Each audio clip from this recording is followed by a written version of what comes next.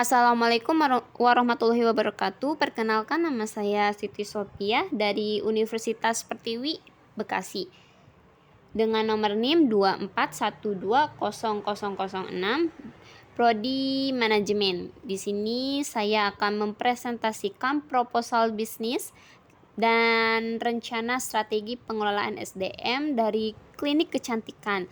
Nah, nama klinik kecantikannya itu adalah Atelier Beauty. Nah, di sini ada bagian pertama, yaitu analisis dan struktur dengan definisi jabatan, pengelompokan departemen, dan kualifikasi SDM. Nah, selanjutnya ada ringkasan eksekutif dan batasan operasional. Yang pertama, batas finansial dan staf. Pengelolaan operasional klinik kecantikan dirancang untuk tahun pertama dengan batasan biaya SDM-nya maksimal 2 miliar rupiah per tahunnya dan melibatkan alokasi staf sebesar 10 orang operasional.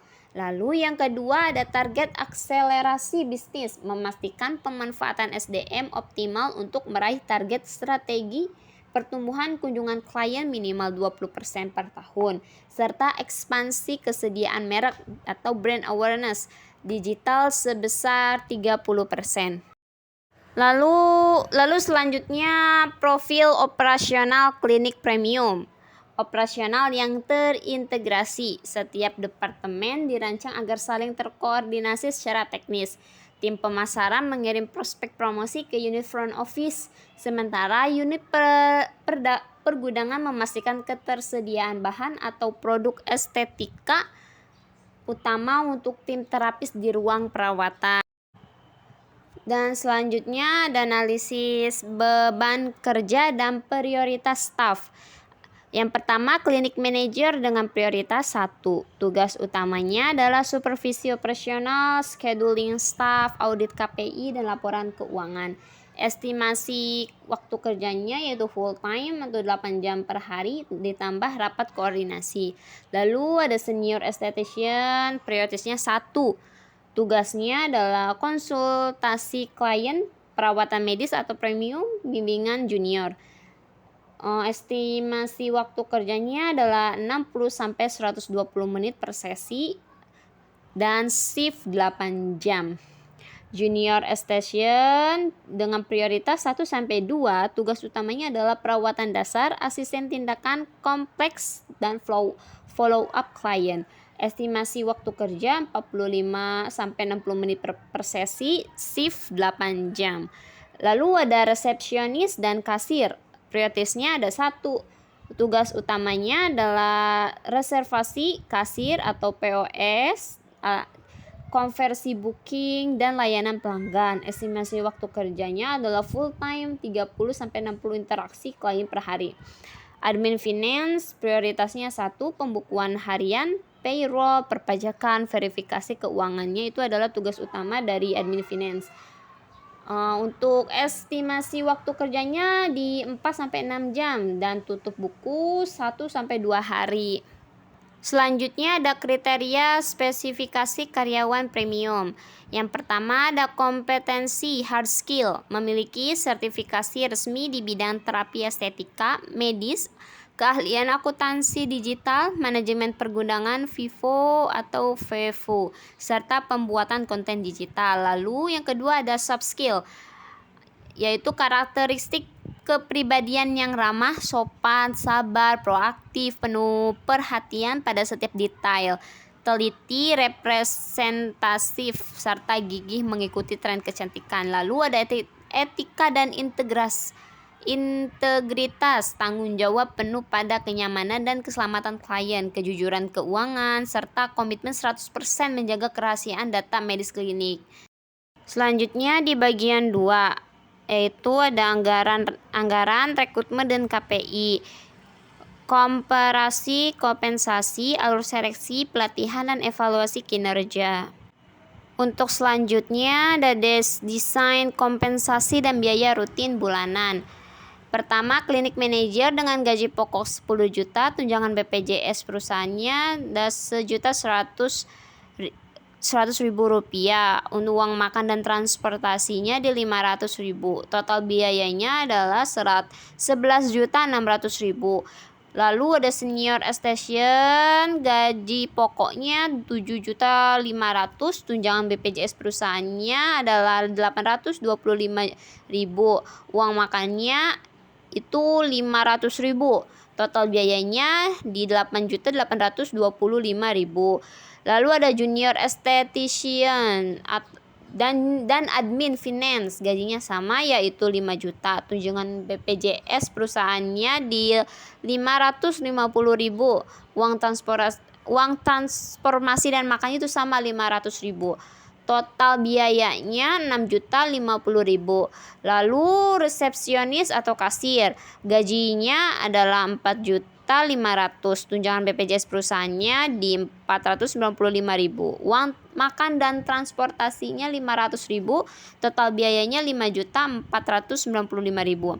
Terakhir cleaner atau higien, gaji pokoknya yaitu 3.200.000. Tunjangan BPJS perusahaannya 352.000. Uang makan dan transportasinya 500.000. Total biayanya adalah 4.052.000.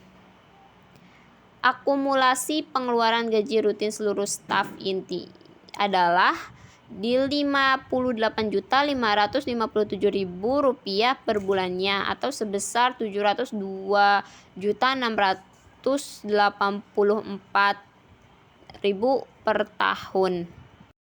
Selanjutnya, pemanfaatan strategi anggaran SDM sebesar 2 miliar. Di sini ada bagan dengan yang warna pink ini gaji rutin dan BPJS sebesar 80% atau 1,6 miliar rupiah. Lalu untuk warna hijaunya bonus kinerja dan profit sharing sebesar 10% atau 200 juta rupiah. Lalu untuk warna merah ini program pelatihan dan sertifikasi sebesar 5% atau 100 juta rupiah. Dan terakhir warna kuning untuk kas rekrutmen magang baru sebesar 5% atau 100 juta rupiah. Mayoritas anggaran diamankan untuk menjamin kepatuhan gaji reguler, sementara sisa dana dialokasikan taktis demi akselerasi kompetensi terapis dan apresiasi bonus performa. Selanjutnya, alur rekrutmen taktis siklus 30 hari. Hari pertama sampai 14 itu iklan lowongan, penyebaran info karir di platform digital dan rekrutmen daring. Hari ke-15 sampai 19 itu screening admin, filtrasi seleksi berkas CV, portofolio dan sertifikat keahlian terapis. Lalu hari 20 sampai 22 itu ujian praktek, tes uji keterampilan penanganan estetik, akuntansi dan kasir.